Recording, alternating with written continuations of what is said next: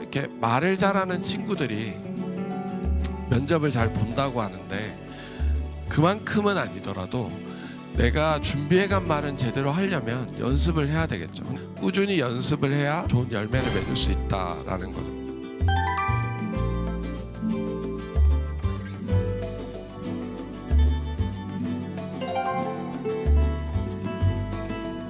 (2018년도에) 여러분들이 취업을 잘 하셨으면 하고요. 그리고 시간이 길어질수록 손해를 보는 건 결국 본인이니까 애초에 들어갈 때 잘해서 들어가셔서 상반기에 꼭 원하는 곳에 가셨으면 합니다.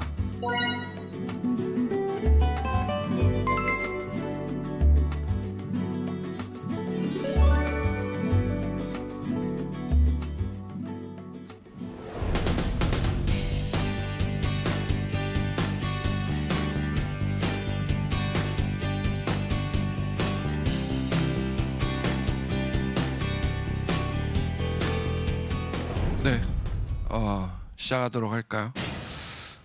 저는 오늘 실패해도 늦어도 괜찮을 취업 이야기라는 제목으로 여러분들과 함께하게 될 일상담소 이강엽이라고 합니다. 반갑습니다. 일단 오늘은 이런 얘기를 해볼까 합니다. 2018년 이제 곧 취업 시즌이 돌아오는데요. 그때 앞서서 여러분들이 어떻게 마인드셋을 해야 될지, 그리고 자기소개서 면접 같은 것들에 있어서 어떤 준비를 해야 될지에 대해서 이제 얘기를 좀 나누려고 하고요. 그리고 제가 이제 강의를 하려고 지난 강의들을 막 뒤져보니까 제가 이제 150번째 강의더라고요. 여기 자주 오시는 분들은 여러 가지 강의를 들으셨을 것 같은데, 근데 그 중에 실패 얘기를 하는 강의가 하나도 없어요. 그래서 나름의 좀 차별점이 있지 않나 싶고요. 그리고 여러분들이 자꾸 지원하고 떨어지고 하면서 느끼게 되는 좌절감이나 아니면 좀 막연한 것들에 대해서 좀 해소하는 시간이 되었으면 좋겠다라는 생각이 있습니다. 취업이 뭘까요? 취업. 제가 평소에 이제 취업 얘기하면서 그렇게 이 취업이라는 단어 정의에 대해서 생각을 하지 않다가 오늘 한번 강의를 준비하면서 찾아봤어요. 찾아봤더니 위키트리 같은 그런 검색 사이트에 되게 단편적으로 이제 정의가 나와 있더라고요. 그러니까 뭔가 돈을 벌려고 어떤 기업에 들어가는 거죠. 그러니까 돈을 번다라는 의미 말고는 크게 없는 것처럼 정의가 내려져 있더라고요. 근데 우리가 이제 회사에 들어가는 이유가 물론 높은 연봉을 받고 좀 윤택한 경제 생활을 누리기 위해서 하는 것도 있죠. 물론 저도 그랬고요. 그래서 대기업도 가고 싶고 좀 이름이 알려진 기업에도 가고 싶고 연봉도 높게 받고 싶고 이런 욕심이 있잖아요. 근데 실제로 회사에 들어간다는 거는 돈을 번다는 거 말고 여러분들이 하고 싶은 거를 조금 무대를 바꿔서 한다. 또 장기적으로 뭔가 내가 계속 밥벌이를 하는데 필요한 것들을 어딘가에서 배운다라는 개념도 좀 있는 것 같아요. 그래서 그냥 돈을 번다라는 행위 자체로만 설명하기엔 좀 아쉬움이 있더라는 거죠.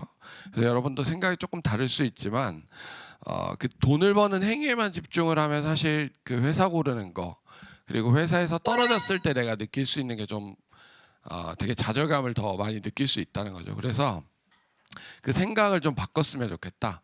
저도 이 생각 바꾸는데 한 7년 넘게 걸린 것 같아요. 그러니까 마지막 회사를 나오면서 회사가 이런 데구나 라고 느끼게 된 건데, 그 얘기도 이제 계속 한번 해보려고 하고요. 그래서 여러분들은 취업에 대해서 어떻게 느끼고 있는지 이제 그게 궁금했던 거죠. 보시면 500대 기업의 인사 담당자들이 서류 전형에서 졸업 시점, 평점, 그리고 직무적 합성, 그리고 학교를 주로 본다고 해요. 당연한 거거든요.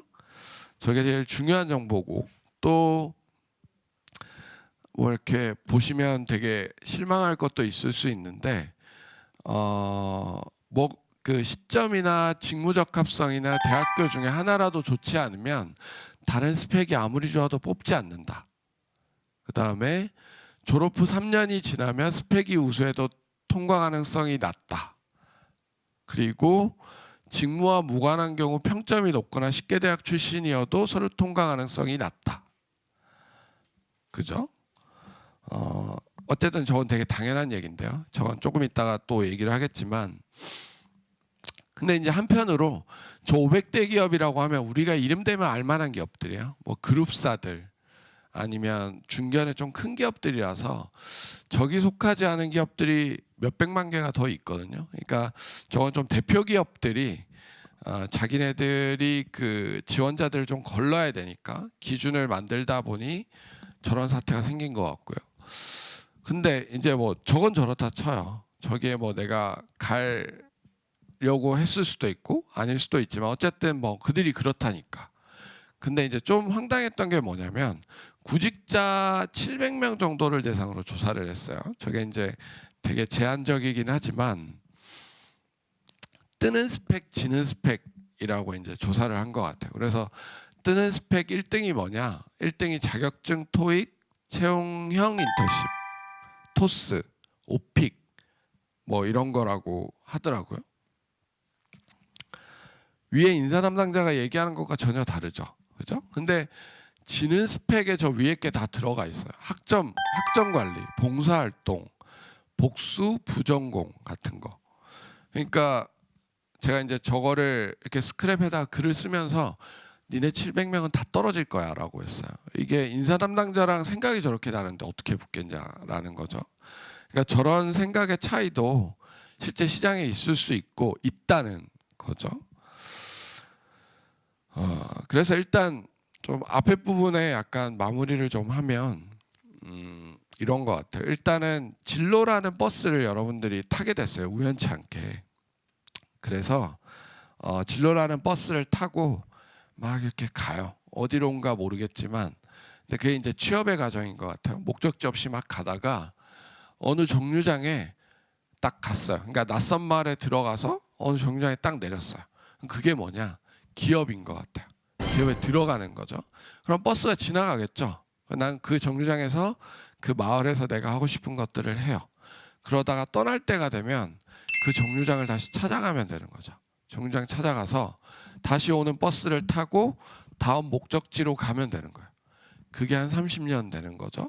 그러니까 지금의 과정들이 그런 식으로 계속 반복이 될 수 있다는 전제로 하나씩 여러분들 필요한 것들 해가면 된다라는 거고요. 이렇게 이제 일단 전반부에 있는 진로나 여러분들 뭐 실패, 늦어지는 거에 대한 얘기를 좀 해봤고요. 뒷부분에는 거기에 필요한 도구들이 크게 두 가지가 있죠.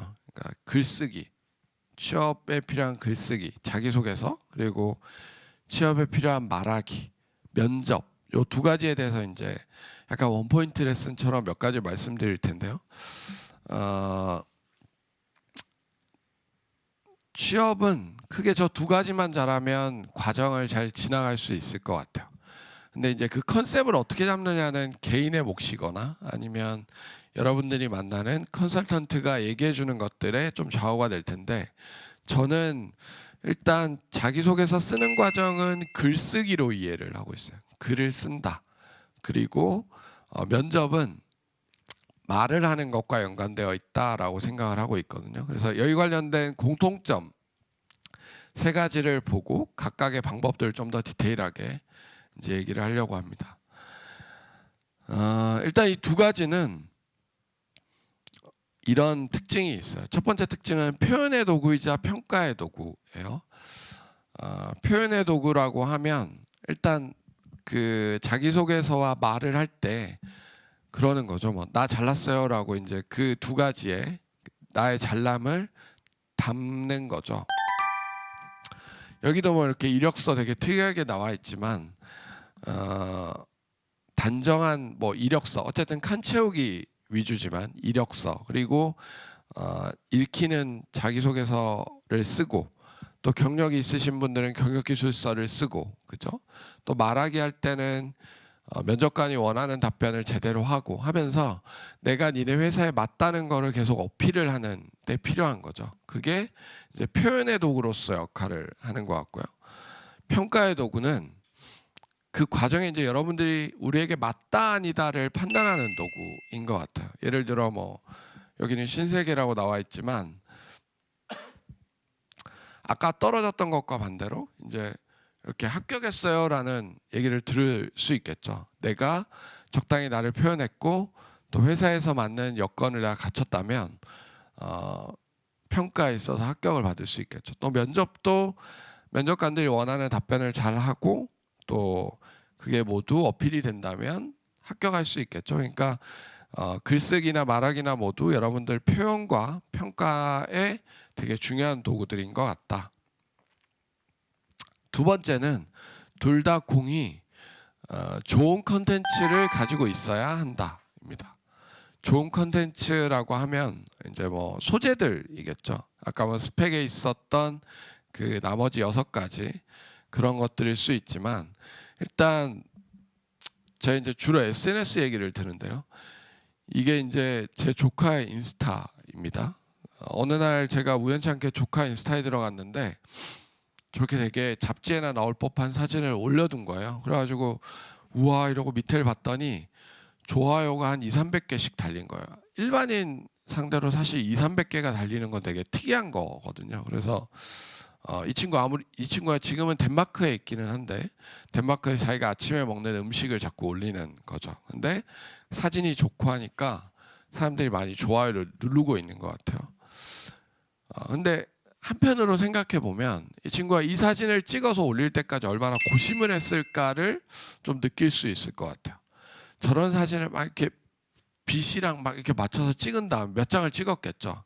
그 다음에 밑에 해시태그 얼핏 봐도 한 30개 되거든요. 저거를 일일이 막 이렇게 달고 있었을 거잖아요. 이거를 많이 찾는 거야 이러면서 막 달았겠죠. 그래가지고 좋아요가 300개 달렸으면 잘한 거죠. 근데 이게 이제 자소서로 가면 심지어 이 SNS도 이렇게 한 장 올리는데 이만큼 공을 들이는데 여러분들이 그 몇천만 원의 연봉이 달려있는 자기소개서도 저렇게 준비하느냐 생각해 보면 그렇게 못하는 친구들이 훨씬 많은 것 같아요. 그러니까 내가 어디 뭐 에베레스트라도 다녀온 소재를 이렇게 저렇게 분석을 하거나 아니면 저거를 경험 정리를 제대로 해보거나 하는 노력을 잘 하지 않는다. 그렇다 보니까 결과물이 되는 글쓰기가 잘 안 되는 경우가 되게 많은 거죠. 그래서 그냥 단편적으로 저 인스타그램에 올라오는 좋은 사진 한 장을 얻기 위해 누군가 고생하는 것만큼의 자기소개서에 공을 들이는가에 대한 고민이 필요하다라는 거고요. 세 번째는 시간이 필요하다입니다. 시간이 필요한 거는 그 글쓰기도 그렇고 말하기도 그렇고 좋은 씨앗을 뿌려서 완성되게 딱 내놓는데 시간이 걸리는 거예요. 아마 여러분들 중에 하루에 500자씩 글쓰기를 꾸준히 하시는 분들 잘 없죠, 그죠? 뭐 인스타라도 뭐 아니면 다른 SNS라도 몇백 자라도 쓰시는 분 아마 진짜 없을 거예요. 근데 제가 이제 뭐 그 양쪽 관련해서 글쓰기와 말하기 관련해서 제가 뭐 글을 엄청 잘 써서 막 이런 걸 하는 게 아니라 저는 그 대학교 3학년 때부터 공모전에 되게 이렇게 막 심취해 있었어요. 그래서 그때 한 1년에 한 30개 정도를 계속 제안서 만들고 내고 이걸 반복했었거든요. 그러니까 자연스럽게 프리젠테이션 같은 거 만드는 거에 익숙해진 거예요. 1년이 지나니까 그 다음에는 발표를 해봐야 되겠다. 그래서 일부러 그런 과목들을 찾아 듣고 막 그랬었거든요. 그리고 지금도 그 뭐 200번, 300번 떨어졌던 그 자소서들도 있지만 지금도 하루에 평균 한 500자 이상씩 계속 뭔가를 써요. 그러니까 자기소개서 여러분들 거 이렇게 보고 평가도 해줄 수 있는데 근데 심지어 저는 지원을 하지 않는데도 그렇게 쓰는데 여러분들 쓰냐는 거죠. 그래서 내가 이제 자기소개서를 한 달 남았지만 잘하고 싶다. 그러면 써보면 돼요. 오늘부터라도 한 문장씩 혹은 한 문단씩 혹은 뭐 몇백 자씩 꾸준히 쓰면 언젠가는 늘게 되거든요. 이게 뭐 빈말이 아니라 유시민 작가가 예전에 이제 어느 그 뭐 질의응답 하는 데 나와서 한 얘기가 있는데 글쓰기 잘하려면 어떻게 해야 돼요라고 물었을 때 작가님이 많이 읽고 많이 쓰면 된다. 그게 답이었어요. 맞는 얘기죠. 많이 읽어야 좋은 글을 쓰기 위한 컨텐츠가 계속 나한테 쌓이고 또 많이 써야 그거를 이제 표현하니까 써가면서 이제 이게 느는 거죠. 처음에는 100자 쓰다가 그다음 500자 쓰다가 1000자 쓰다 이렇게. 그래서 많이 읽고 많이 쓰는 게 필요하다. 말하기는 말하기 관련해서 제가 저는 어떤 성격이냐면 실제로 이렇게 좀 밀폐된 공간에 뭐 다 그렇겠지만 낯선 사람과 둘이 앉아 있는 거를 10분도 못 견뎌요. 개인적으로 되게 그래 소심하고 내성적인 성격이거든요. 이런 자리 서기까지 한 3년이 걸렸는데 계속 1대1로 만나서 얘기하고 또 그 사람한테 뭔가 피드백을 줘야 되니까 머리를 막 굴리고 이러다 보니까 이게 점점 익숙해져 가는 것 같아요. 처음에는 앞에 나서 진짜 이렇게 막 덜덜덜 떨었어요. 그리고 얘기도 제대로 못하고. 근데 지금은 뭐 그때보다는 훨씬 더 나아졌죠. 아직도 부족하지만 훨씬 더 나아지고 또 그때 이제 제가 원래 가진 내성적인 성격이 실제 그렇냐라는 게 안 믿겨질 정도로 많이 바뀌었거든요. 그러니까 그게 반복적으로 계속 하다 보니까 또 제 업이다 보니까 이렇게 된 것 같은데 면접도 똑같아요. 면접 앞에 가서 그 보통 이렇게 말을 잘하는 친구들이 면접을 잘 본다고 하는데 그만큼은 아니더라도 내가 준비해간 말은 제대로 하려면 연습을 해야 되겠죠. 근데 그게 하루 오늘 딱 연습해서 내일 말 잘하는 게 아니라 한 몇 주 전부터 보통 나올 얘기들을 쌓고 이렇게 쌓아서 마지막에 빵 터지는 거거든요. 그러니까 꾸준히 연습을 해야 좋은 나무를 가질 수 있다. 좋은 열매를 맺을 수 있다라는 거죠. 그래서 오늘부터라도 글쓰기랑 말하기 연습을 계속 하셨으면 좋겠다. 이제 조금 상세로 들어갈게요. 글쓰기랑 말하기 각각으로 들어가는데 먼저 글쓰기입니다. 자기소개서 강의 앞에 제가 이제 자기소개서란 이런 거예요라고 여러분들 컨셉 잡으라고 던지는 질문이 요거거든요. 이게 이제 질문을 원래 던져야 되는데 네, 여건상 자소서는 일단 뭐뭐뭐다. 뭘까요? 네. 저는 요 답이 Q&A인 것 같았어요. 그러니까 뭐 이렇게 하면 막 얘기가 저런 거 나와 소설이에요 막 그러고 거짓말이에요 막 그런 얘기 많이 하는데 Q&A인 것 같아요. 자소서의 본질은 Q&A다. 그런 말이 있죠. 그 출제자 의도를 잘 파악하면 답이 절로 나온다 뭐 이런 말 있잖아요. 그러니까 자소서 역시 그 회사가 나한테 묻는 질문의 의도를 정확히 파악하면 답 쓰는 건 그렇게 어렵지 않은 것 같아요. 그래서 저런 결론을 내렸는데 저 과정에 이제 당연히 질문과 대답이죠. 뭐 성장 과정, 지원 동기, 장점 뭐 이런 식으로 막 묻고 나는 그거를 글로 막 답을 하잖아요. 그래서 기본적으로 Q&A인데 그 Q&A가 얼마나 어렵냐면 요걸 보면 알 수가 있어요. 어떤 친구가 저한테 이제 첨삭을 의뢰하기 위해서 자료를 줬어요. 그래서 내용을 잠깐 보면 이 친구가 2달간 카페에서 음료 제조와 매장 관리하는 아르바이트를 했대요. 그리고 9월 중반에 카페 고객은 취업 준비생이 많았고 커피와 간단한 식사를 해결할 수 있는 커피 조각 케이크 세트를 제안해서 매출을 40%나 더 올렸대요. 지난달 대비. 뭐 저럴 수 있죠. 근데 이게 이제 어떤 항목에 대한 사례인가가 되게 중요한 거예요. 어떤 질문일까요? 이제 보통 이렇게 물으면 뭐 장점이요. 뭐 아니면 성과, 성공 경험 뭐 이렇게 얘기하는데 그랬으면 사실 저 친구가 저한테 들고 올 필요가 없었는데 이게 이제 성장 과정의 사례예요. 그죠? 저걸 성장 과정의 사례라고 가지고 왔어요. 그래서 한참을 제가 뭐라고 하고 수정을 해드렸는데 그러니까 앞에 이거에 대한 이해가 제대로 없으니까 얘를 제대로 쓸 수가 없는 거죠.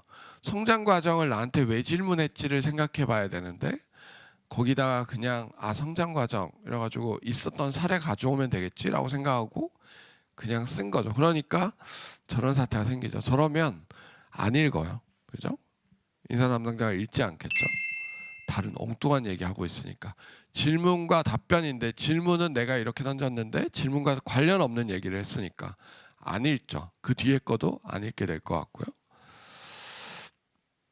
그래서 그 질문과 답변이라는 기본 원칙을 좀 지켜가면서 여러분들이 자기소개서 쓰는데 필요한 요령들을 몇 가지 일러드리려고요.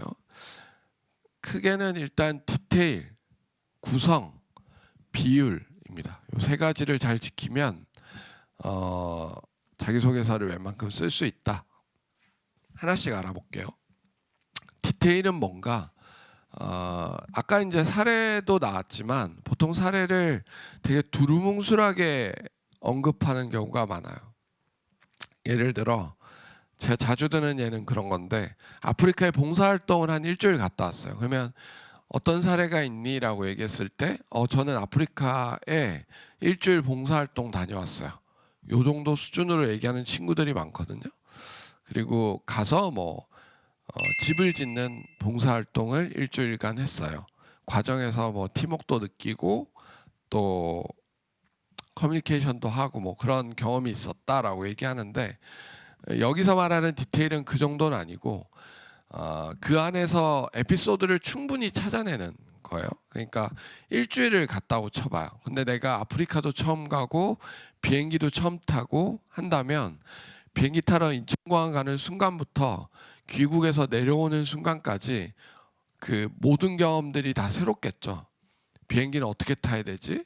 아프리카 내렸더니 막 황량하고 그리고 그 마을에 갔더니 그 원래 생활하던 모습도 되게 낯설고 그들이 먹는 밥도 낯설고 건물도 낯설고 말도 낯설고 또 가서 이 봉사활동을 해야 되니까 봉사활동 과정도 되게 낯설고 이런 것들이 막 올 거란 말이죠. 근데 왜 그 사례를 얘기하면 그냥 일주일 다녀왔어요로 끝내냐는 거죠. 그래서 이 디테일, 그러니까 장점이나 아니면 성장 과정이나 뭔가 소재를 얘기할 때 여러분들 소재 설명을 그 어느 질문에 육하 원칙에 맞게 하라 이런 것들도 있는데 그 정도로 물론 그만큼 아니더라도 그에 준할 만큼 디테일하게 그 순간을 설명해야 된다라는 거예요. 그게 이제 뒤에 계속 나오는 거고 두 번째는 비율입니다. 비율은 자소서 보통 1000자씩 이렇게 예를 들어 쓰잖아요. 그러면 기승전결이 있겠죠. 저는 보통 제목을 쓰지 말라는 입장인데 제목 쓰지 말고 본문 처음에 이제 주제되는 문장을 하나 쓰고 그거에 대한 설명을 여러 가지로 달아라라는 입장이거든요. 그건 조금 이따가 이제 저 구성 얘기할 때 보완해 드리고요. 비율은 천자 안에 여러분들이 써야 될 내용을 이렇게 몇백 자씩 쪼개는 거예요. 그래서 출력을 해서 딱 봤을 때 문단별로 띄어쓰기나 그 설명의 양이 되게 좀 이쁘게 보이게. 그러니까 비율이 뭔가 이렇게 맞는 것처럼 보이게. 예를 들어 천자에 장점 2개를 쓴다. 그러면 장점 2개를 의미하는 긴 문장 2개를 쓰고 나머지 상황 설명을 지금 2개니까 500자씩 쪼갠 거 안에 상황 설명을 나누어서 쓰는 거죠. 근데 상황 설명도 그 일이 왜 일어났는지 그리고 내가 무슨 역할을 했는지 2개로 나뉘어지거든요. 그러면은 일어난 배경이 한 200자다. 그다음 내가 한 일이 한 300자다. 이렇게 쪼개서 쓰는 거죠. 그러면 한 50자, 200자, 300자, 50자, 200자, 300자 내외로 글이 이렇게 쓰여질 거고 각각 문단이 띄어져 있으니까 그걸 출력했을 때 보면 이렇게 문단이 좀 예쁘게 잘 구성된 것처럼 보이게 되거든요. 그래서 그런 비율을 미리 맞춰놓고 쓰고 또 그 각각에 맞는 글자 수 300자를 쓴다. 그러니까 500자를 한 번에 쓰는 게 아니라 50자, 300자 이렇게 나눠서 쓰는 거예요. 상황. 그러면 상황을 100자 쓰고 좀 늘려서 200자 쓰고 이런 식으로. 그래서 그렇게 글의 비율을 맞춰가는 거. 세 번째는 구성입니다. 구성. 그 비율을 나눠서 쓰는 과정에 이제 구성을 잘 해야 되는데 키스라고 축약을 해봤어요. 키스는 키앤서, 그러니까 핵심되는 답변, 키앤서, 그 다음에 시츄에이션, 상황 설명, 그다음에 셀프 스토리텔링이라고 해서 내 이야기, 요거를 그 글자 수 안에 이렇게 녹여내는 거예요. 그러면 장점 같으면 이런 거예요. 제가 아까 제목을 쓰지 않는다 그랬으니까 장점이라 하면 뭐 나는 리더십이 있다. 그러면 저의 장점은 리더십입니다. 이게 키앤서예요. 얘가 한 문장이니까 한 50자 내외 정도 되고요. 제목 역할을 대신하는 거예요. 얘가 첫 번째 줄에 오고 한 줄 띄우고 리더십 관련한 설명을 하겠죠. 예전에 뭐 동아리에서 한 몇 명을 데리고 무슨 일을 하러 갔는데 그 상황에서 내가 회장으로서 이런 일들을 했다. 상황 설명을 이렇게 쭉 하는 거죠. 이게 시츄에이션이고, 셀프 스토리텔링은 그래서 실제로 내가 안에서 한 거, 회장으로서 뭐 그 행사를 기획하고 현장에서 사람을 이끌고 그다음에 뭐 마무리하고 이런 식으로 내가 실제로 한 일들을 또 구성을 하는 거죠. 이렇게 하면 내용이 다 이렇게 차게 되죠. 이게 자기소개서 쓰기에 대부분이에요. 이게 이제 성장 과정으로 가면 뭐 그 성장 과정을 묶는 키워드, 그다음에 성장 과정을 얻게 된 배경, 그 각각 사례에 따른 어떤 설명들 이렇게 해서 똑같이 나눠지고요. 또 뭐 성공 경험이다. 그러면 성공 경험의 그 배경, 내가 한 역할, 마무리 뭐 이런 식으로 저기 자기소개서 쓰는 구성이 적용될 수 있는 거죠. 그래서 여러분들 쓰는 그 자기소개서를 처음에 쓸 때 요 디테일이랑 비율이랑 구성을 고민해 가면서 쓰는 게 여러분들에게 필요하다라는 생각이 들고요.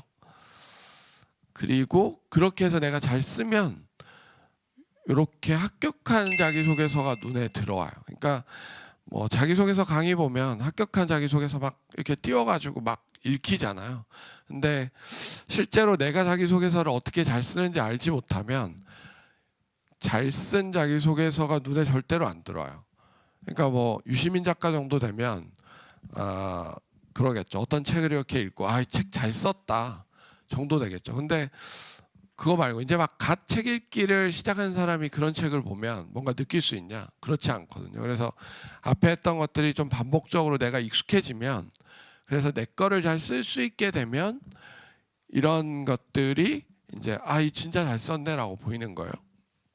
그래서 하나 가지고 왔는데 장단점입니다. 그래서 보면 이 친구는 설비기술 엔지니어로서 업무 역량은 필수이다. 첫 번째 뭐, 그다음 두 번째 뭐 이렇게 나뉘었죠. 그러니까 업무에 필요한 장점 두 가지를 이렇게 딱딱 나누고 제일 위에 키앤서를 달고 뭐 저런 식인 것 같아요. 그래서 무작정 합격한 자기소개서 보지 말고 일단은 내가 내 글을 잘 쓰는 연습을 하고요. 그 다음에 합격자 소설을 보고 이거는 이래서 잘 썼구나, 실제로 이렇게 쓰는 거구나라고 느끼는 게 중요하다라는 거죠. 그 다음은 이제 말하기입니다. 말하기인데요. 이거 사실 제가 이제 주로 하는 강의에 사실 말하기는 크게 포함되어 있지 않아서 어떤 얘기 해드리면 좋을까 싶어서 그냥 몇 가지 포인트 될 만한 얘기만 가져왔어요. 일단은 면접이라고 하면 크게 종류가 있죠. 인성, 실무, 뭐 PT, 또 뭐가 있죠? 토론, 그다음에 그 상황, 이런 식으로 여러 가지 갈래의 면접들이 있어요. 근데 그 면접들이 어딘가는 그냥 그 면접관의 개인의 역량에 좀 의존해서 질문을 비정형적으로 하지만 많은 기업들이 좀 구조화된 면접을 하려고 노력하고 있는 것 같아요. 저거는 그냥 단적으로 보면 압박 면접이라고 느끼는 것들이 보통 구조화 면접의 대부분이거든요. 그래서 사전에 구성한 내용으로 그 질문을 던지고 A, B, C, D 이렇게 계속 순서대로 던지고 거기에 맞는 평가 기준을 바탕으로 평가를 하는 거야. 그러니까 내가 중간에 예전에 실제로 제가 그런 적이 있어요. CJ 면접을 갔다가 아이디어를 이렇게 원페이지로 만들어서 냈어요. 그래서 막 보더니 잘했네요. 그러고 그거 싹 무시하고 면접을 그냥 아무렇지 않게 진행을 해요. 근데 보통은 그렇지 않거든요. 약간 좀 이렇게 감성적으로 그걸 보고 이거 어떻게 했어요? 막 이런 질문도 왔다 갔다 한 다음에 질문이 들어가는데 되게 구조화된 면접이 잘 된 데는 그걸 이렇게 배제해 버리고 그냥 질문 있는 대로 쭉 하는 거죠. 그러니까 질문을 하는 면접관 교육이 잘 되었다라고도 할 수 있고 아니면 되게 삭막한 거일 수도 있는 거죠. 그래서 이제 구조화에 나오는 질문들이 어떤 게 있나 좀 보면 경험을 묻는 거, 상황을 묻는 거, 그리고 본인의 특성을 묻거나 탐침하는 질문을 해요. 탐침이 말이 좀 어려운데 어쨌든 경험은 그래서 과거에 실제로 어떻게 했어요? 뭐 이런 본인의 경험을 되묻는 거죠. 질문에 대해서. 그다음에 상황은 만약에 이런 상황이라면 본인 어떻게 하실 거예요?에 대한 질문을 하는 거고요. 특성은 그래서 본인이라면 어떻게 했을 거 같냐? 뭐 이런 약간 본인의 생각을 묻는 거. 탐침은 추가 질문을 계속하는 거예요. 압박식으로. 아까처럼 A, B, C, D 질문이 쭉 있고 뭐 내가 답변을 하면 그 다음에는 그 상황에서 어떻게 했는지 질문하시오. 이런 그 가이드가 있겠죠. 그러면 그거에 대해서 한 번 더 묻고 한 번 더 묻고 해서 그 내가 대답한 거에 진위 여부를 파악하거나 아니면 당황하는지 태도가 어떤지를 계속 보는 질문들로 구성이 되어 있어요.